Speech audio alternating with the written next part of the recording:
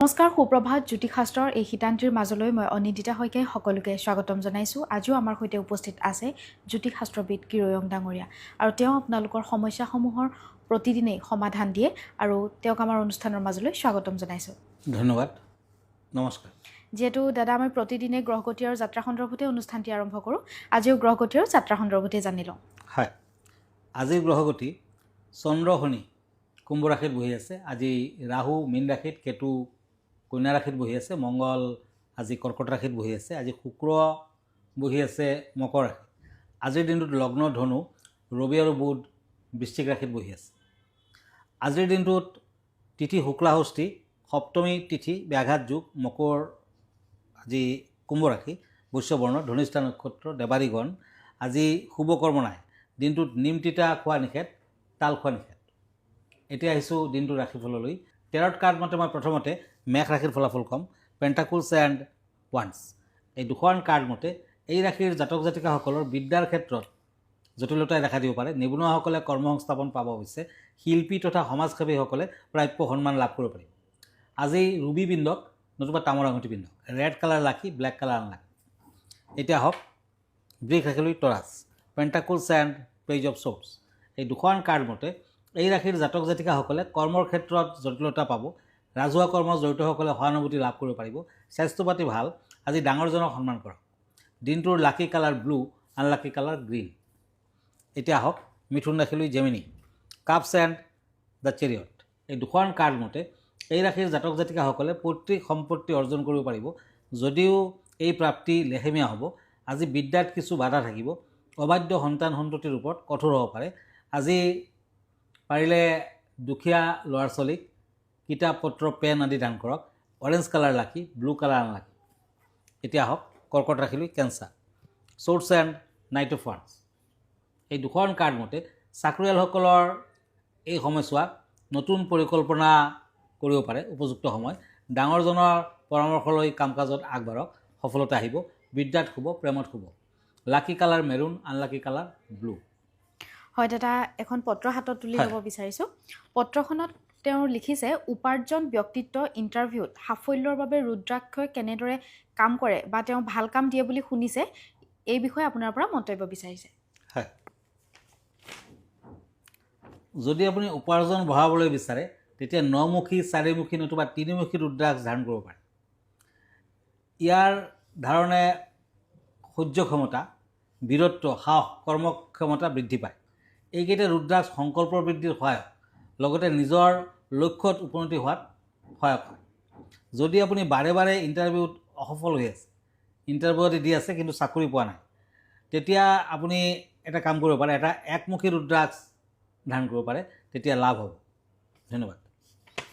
হয় দাদা, আমি পৰৱৰ্তী ৰাশিফলৰ মাজলৈ আগবাঢ়োঁ। হয়, এতিয়া গৈছোঁ মই দুখন কাৰ্ড লৈছোঁ, শ্বৰ্টছ এণ্ড শ্বৰ্টছ, সিংহ ৰাশি, লিঅ'। এই ৰাশিৰ জাতক জাতিকাসকলৰ বিদ্যাৰ দিশত বাধাৰ কাৰকতা দেখুৱাই আছে। নিবনুৱাসকলৰ কৰ্মপ্ৰাপ্তিৰ যুগ। কৰ্মৰ ক্ষেত্ৰত বাধা থাকিলেও শেষলৈ সফলতা আহিব। প্ৰেমত শুভ ফল।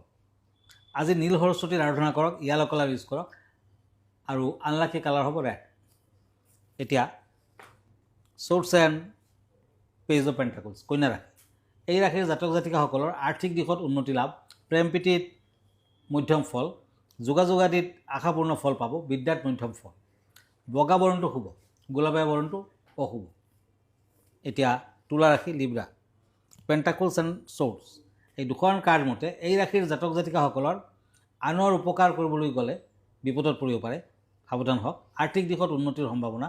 বিয়া বাৰুৰ প্ৰাৰ্থীসকলৰ সংযোগ স্থাপনৰ যুগ। প্ৰেমত শুভ, বিদ্যাত চিন্তা থাকিব। গ্ৰীণ কালাৰ লাকি, অৰেঞ্জ কালাৰ আনলাকি।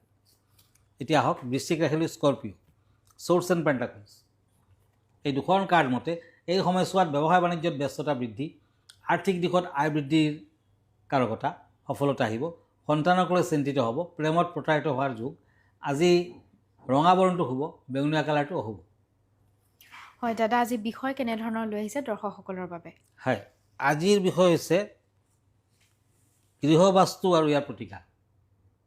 গৃহবাস্তু যদি হাৱা ঘূৰ্ণি আৰু দিশ নিৰ্ণয় যন্ত্ৰ আপুনি বহাব পাৰে। হাৱা ঘূৰ্ণি আৰু দিশ নিৰ্ণয় যন্ত্ৰ বায়ু প্ৰবাহৰ সূচক।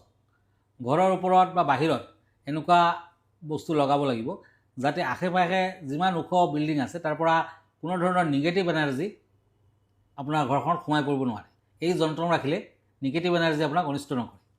গধুৰ পাথৰ আৰু মূৰ্তি, কোনো ঘৰ কাৰখানা ইত্যাদিৰ বিশেষ কোনো দিশক গধুৰ কৰাৰ বাবে পাথৰৰ মূৰ্তি ইত্যাদিৰ সহায় ল'ব পাৰে। বাস্তুশাস্ত্ৰৰ মতে সঠিক নিয়মে গধুৰ পাথৰৰ মূৰ্তি যদি আপুনি লগায়, গৃহস্থৰ উপাৰ্জনৰ স্থায়িত্ব বৃদ্ধি পায়, পতি পত্নীৰ সম্পৰ্ক দৃঢ় হয়, পাৰিবাৰিক বন্ধন অটুট থাকে। উচ্চ ভল্টত বিদ্যুৎ সংযোগ, কাৰখানা, দোকান, অফিচ, ঘৰত বিদ্যুৎ সংযোগ সঠিক দিশত স্থাপন কৰিব লাগে। তেনেহ'লে অনেক সমস্যাৰ নিজে নিজে সমাধান হ'ব আৰু অগ্নিকোণত সেইবোৰ বস্তু ৰাখিব লাগে। কাৰখানাত জেনেৰেটৰ, বইলাৰ ইত্যাদি সঠিক জেগাত লগালে পাৱাৰ ফেইলিয়ৰ সাধাৰণতে নহয়। ঘৰত মটৰ, ৱাশ্বিং মেচিন, ফ্ৰিজ, টিভি আদি সঠিক স্থানত ৰাখাব পাৰিলে সদস্যসকলৰ পাচন শক্তি বৃদ্ধি পায়। ধন্যবাদ। হয় দাদা, এই মুহূৰ্তত এটা কথা জানিব বিচাৰিম, যিহেতু গৃহ নিৰ্মাণৰ ক্ষেত্ৰত বাস্তুৱে বহুখিনি প্ৰভাৱ পেলায় নহয় জানো, তেনে ক্ষেত্ৰত গৃহসমূহত যি মন্দিৰ থাকে সেই মন্দিৰ কোন দিশত থাকিলে ঘৰখনৰ বাবে শুভ হয়? ঈশান কোণত থাকিব লাগিব, নৰ্থ ইষ্ট কৰ্ণাৰত মন্দিৰ থাকিব লাগিব হয় আৰু প্ৰপাৰলি পূজা পাতল কৰিব লাগিব। হয়, ঠিক আছে, আমি পৰৱৰ্তী বাকী ৰাশিফলৰ মাজলৈ আগবাঢ়ো। হয়, এতিয়া দুখন কাৰ্ড লৈছোঁ, ওৱান্স এণ্ড কাপছ, ধনু ৰাশি, চেক্ৰেটেৰিয়াছ। এই ৰাশিৰ জাতক জাতিকাসকলৰ আৰ্থিক দিশত সমস্যাৰ সন্মুখীন হ'ব পাৰে, প্ৰেমত বাধা থাকিব, বিদ্যাৰ্থীসকলৰ বিশৃংখলা সৃষ্টি হ'ব পাৰে, সন্তানৰ সুকৰ্মই সমাজত সন্মান বৃদ্ধি। ব্লেক কালাৰ ৰাশি, কমলা বৰণটো মানে অৰেঞ্জ কালাৰটো আনলাকি। এতিয়া হওক পেণ্টাকুলছ এণ্ড পেণ্টাকুলছ, মকৰ ৰাশিসকলৰ বাবে। এই ৰাশিৰ জাতক জাতিকাসকলৰ ব্যৱসায় বাণিজ্যত উন্নতি হ'ব, ভাতৃৰ লগত ঘৰুৱা কথা লৈ মতানৈক্য হ'ব পাৰে, বিদ্যাৰ্থীৰ বাবে দিনটো শুভ, প্ৰেমত আনন্দ লাভ, সামাজিক কৰ্মত জড়িতসকলে চাই চিতি আগবাঢ়িব। আজিৰ দিনটোত পাৰিলে নিজৰ লগত কেইটামান ৰঙা বৰণৰ ফুল ৰাখক, হালধীয়া কালাৰৰ ফুলো ৰাখিব পাৰে, শুভ হ'ব। লাকি কালাৰ হ'ব yellow' and red, unlucky colour হ'ব ব্লেক। এতিয়া আহিছোঁ কুম্ভ ৰাশিলৈ। চ'ৰ্চ এণ্ড চ'ৰ্চ, এই দুখন কাৰ্ড মতে এই সময়ছোৱাত আত্মীয় লোকৰ পৰা সাৱধান হওক, প্ৰেমৰ ক্ষেত্ৰত অশুভ নহ'ব। আজি পাৰিবাৰিক দিশত শুভ ফল, ব্যৱসায় বাণিজ্যত উন্নতি লাভৰ যোগ। দিনটোত maroon colour lucky, blue colour unlucky. এতিয়া মীন ৰাশি, পেণ্টাকুলছ এণ্ড টেম্পাৰেন্স। এই দুখন কাৰ্ড মতে এই ৰাশিৰ জাতক জাতিকাসকলৰ ব্যৱসায় বাণিজ্যত নতুন প্ৰেৰণা লাভ। এই সময়ছোৱাত অৱশ্যে লেনদেনৰ কামত জড়িত নথকাই ভাল, বিদ্যাত মনোযোগ দিয়ক, প্ৰেমত শুভ ফল। আজি কনিষ্ঠাত সোণৰ আঙুঠি পিন্ধক, ভাল হ'ব। ব্লেক কালাৰ, গল্ডেন কালাৰ লাকি কালাৰ, আনলাকি কালাৰ হ'ব হোৱাইট।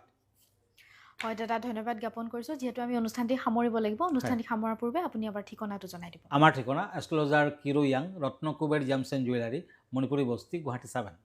ফোন নম্বৰটো হ'ল 9085949309 আৰু আমাৰ ইমেইল এড্ৰেছটো হ'ল kiroyangastrologer@kiroyang.com। আপুনি আমাৰ এই এড্ৰেছত চিঠি পত্ৰ দিব পাৰে, নতুবা ব্যক্তিগতভাৱেও লগ ধৰিব পাৰে। কিন্তু আপুনি যদি ৰত্নকুবেৰলৈ আহিব খুজিছে আৰু মোৰ লগত সাক্ষাৎ কৰিব খুজিছে, তেতিয়া আগতীয়াকৈ এপইণ্টমেণ্ট লৈ ল'ব। লগতে আমাৰ ফেচবুক পেজ ফ'ল' কৰিব পাৰে, কিৰোয়াং ৰত্নকুবেৰ বুলি। আপুনি ইনষ্টাগ্ৰামত ফ'ল' কৰিব পাৰে, ইউটিউবতো মই আছোঁ। ধন্যবাদ, নমস্কাৰ। আৰু ইয়াৰ লগে লগে জ্যোতিষশাস্ত্ৰ শিতান্ত্ৰীৰ পৰা মই অনিন্দিতা শইকীয়াই বিদায় লৈছোঁ। ধন্যবাদ।